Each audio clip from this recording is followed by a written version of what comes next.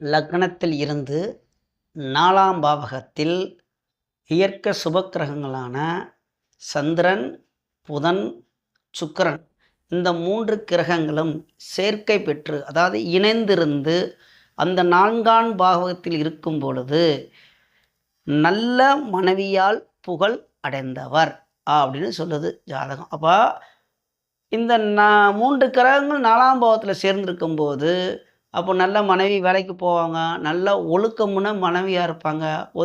பொது இடத்துல போகும்பொழுது உங்கள் மனைவியை பற்றி நல்லா புகழ்ந்து பேசுவார்கள். அது உங்களுக்கு ஒரு புகழ்வாக இருக்கும். இது ஆணுடைய ஜாதகத்தில் இருக்கும்போது.